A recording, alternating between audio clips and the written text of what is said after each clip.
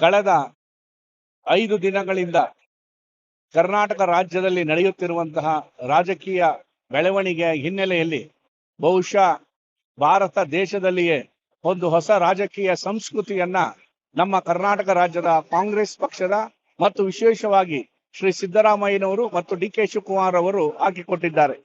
ಕರ್ನಾಟಕ ರಾಜ್ಯದಲ್ಲಿ 2023ರಲ್ಲಿ ಅಧಿಕಾರಕ್ಕೆ ಬಂದಂತಹ ಕಾಂಗ್ರೆಸ್ ಪಕ್ಷ 3 ವರ್ಷಗಳಿಂದ ಸಿದ್ದರಾಮಯ್ಯನವರು ಆಡಳಿತವನ್ನು ನಡೆಸಿ ಅತ್ಯಂತ ಸುಸೂತ್ರವಾಗಿ ಸುಗಮವಾಗಿ ಯಾವುದೇ ರೀತಿಯ ಸಂಘರ್ಷಗಳಿಲ್ಲದೆ ಯಾವುದೇ ರೀತಿಯ ತಾಪತ್ರಯಗಳಿಲ್ಲದೆ ಡಿ.ಕೆ. ಶಿವಕುಮಾರ್ ಅವರಿಗೆ ಹೈಕಮಾಂಡ್ ರವರ ಆದೇಶದ ರೀತಿಯಲ್ಲಿ ಅಧಿಕಾರವನ್ನು ಹಸ್ತಾಂತರ ಮಾಡಿ ಕರ್ನಾಟಕ ರಾಜ್ಯದಲ್ಲಿ ಒಂದು ಹೊಸ ರೀತಿಯ ಸಂಸ್ಕೃತಿ ಮತ್ತು ರಾಜಕೀಯ ಇತಿಹಾಸಕ್ಕೆ ನಾಂದಿ ಪುರುಷರಾಗಿದ್ದಾರೆ. ಬಹುಶಃ ಈ ಹಿಂದೆ ಕರ್ನಾಟಕ ರಾಜ್ಯದಲ್ಲಿ ಅಧಿಕಾರದ ಹಸ್ತಾಂತರದ ಸಂದರ್ಭದಲ್ಲಿ ಅನೇಕ ರೀತಿಯ ಸಂಘರ್ಷಗಳು, ಗಲಾಟೆಗಳು, ಕಣ್ಣೀರು ಎಲ್ಲವೂ ಸುರಿಯಿತು. ಆದರೆ ಇಲ್ಲಿ ಸಿದ್ದರಾಮಯ್ಯನವರು ಅತ್ಯಂತ ತಮ್ಮ ಪ್ರಬುದ್ಧತೆಯಿಂದ ಅತ್ಯಂತ ಮೇಧಾವಿತನದಿಂದ ಮೆರೆದು ಡಿ.ಕೆ. ಶಿವಕುಮಾರ್ ಅವರಿಗೆ ಅತ್ಯಂತ ಸರಳವಾದ ರೀತಿಯಲ್ಲಿ ಅಧಿಕಾರವನ್ನ ಬಿಟ್ಟು ಕೊಡುವುದರ ಮೂಲಕ ಕರ್ನಾಟಕ ರಾಜ್ಯದಲ್ಲಿ ಕಾಂಗ್ರೆಸ್ ಪಕ್ಷ ಯಾವ ರೀತಿಯಲ್ಲಿ ಪ್ರಜಾಪ್ರಭುತ್ವದಲ್ಲಿ ನಂಬಿಕೆ ಇದೆ ಮತ್ತು ಒಗ್ಗಟ್ಟಿನಲ್ಲಿ ನಾವು ಇದ್ದೀವಿ ಅನ್ನೋದನ್ನ ತೋರಿಸಿಕೊಟ್ಟಿದ್ದಾರೆ.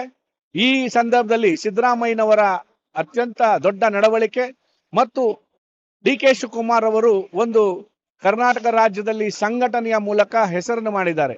ಯಾವ ವ್ಯಕ್ತಿ ತಾಳಿದವನು ಬಾಳುತ್ತಾನೆ, ಸಹನೆ ಇದ್ದವನು ರಾಜಕೀಯದಲ್ಲಿ ಏನ್ ಬೇಕಾದ್ರೂ ಆಗುತ್ತಾರೆ ಮತ್ತು ಯಾರು ಬೆವರನ್ನ ಸುರಿಸ್ತಾರೆ ಅವರಿಗೆ ಸರಿಯಾದಂತಹ ಫಲ ಸಿಕ್ಕೇ ಅನ್ನೋದಕ್ಕೆ ಡಿ.ಕೆ. ಶಿವಕುಮಾರ್ ಅವರು ಉದಾಹರಣೆ. ಡಿ.ಕೆ. ಶಿವಕುಮಾರ್ ಅವರು ಪಕ್ಷದ ಅಧ್ಯಕ್ಷರಾಗಿ ಕಳೆದ 6 ವರ್ಷದ ಅವಧಿಯಲ್ಲಿ ಅತ್ಯಂತ ಜವಾಬ್ದಾರಿಯುತವಾದ ಸ್ಥಾನವನ್ನ ನಿರ್ವಹಿಸಿ ಜೊತೆಗೆ ಉಪಮುಖ್ಯಮಂತ್ರಿಗಳಾಗಿ ಕರ್ನಾಟಕ ರಾಜ್ಯದ ಸರ್ವಾಂಗೀಣ ಅಭಿವೃದ್ಧಿಗೆ ದುಡಿತಾ ಇದ್ದಾರೆ. ಅವರು ವಿದ್ಯುತ್ ಸಚಿವರಾದ ಸಂದರ್ಭದಲ್ಲಿ ತಂದಂತಹ ಪಾವಗಡದ ಒಂದು ವಿದ್ಯುತ್ ಉತ್ಪಾದನೆಯ ಒಂದು ವ್ಯವಸ್ಥೆ ಇದೆಯಲ್ಲ, ಇಡೀ ಭಾರತ ದೇಶ ಅಲ್ಲ ಏಷ್ಯಾ ಖಂಡದಲ್ಲಿ ಅತ್ಯಂತ ದೊಡ್ಡದಾದಂತಹ 2000 ಕಿಲೋವ್ಯಾಟ್ ವಿದ್ಯುತ್ ಉತ್ಪಾದಿಸುವಂತಹ ಸೋಲಾರ್ ಪ್ಲಾಂಟ್ ಅನ್ನ ಮಾಡಿದ್ದಾರೆ. ಈ ರೀತಿಯಲ್ಲಿ ಡಿ.ಕೆ. ಶಿವಕುಮಾರ್ ಅವರು ಕಳೆದ 8 ಬಾರಿ ವಿಧಾನಸಭೆಗೆ ಆಯ್ಕೆ ಆಗುವುದರ ಮೂಲಕ ಕರ್ನಾಟಕ ರಾಜ್ಯದಲ್ಲಿ ಒಬ್ಬ ಹಿರಿಯ ರಾಜಕಾರಣಿಯಾಗಿ ಮುತ್ಸದಿಯಾಗಿ ಮೆರೀತಾ ಇದ್ದಾರೆ. ಡಿ.ಕೆ. ಶಿವಕುಮಾರ್ ಅವರು ಮುಖ್ಯಮಂತ್ರಿ ಆಗಿರುವ ಸಂದರ್ಭದಲ್ಲಿ ಅವರಿಗೆ ನಾವೆಲ್ಲರೂ ಶುಭವನ್ನ ಕೋರ್ತಾ ಅವರ ನೇತೃತ್ವದಲ್ಲಿ ಅವರ ಕ್ರಿಯಾಶೀಲತೆಯಲ್ಲಿ ಬೆಂಗಳೂರು ಸಹ ಅಭಿವೃದ್ಧಿಯಾಗಿ ಕರ್ನಾಟಕ ರಾಜ್ಯವು ಸರ್ವಾಂಗೀಣವಾಗಿ ಅಭಿವೃದ್ಧಿ ಆಗಲಿ ಶುಭವನ್ನ ಕೋರ್ತಾ ಇದ್ದೀವಿ.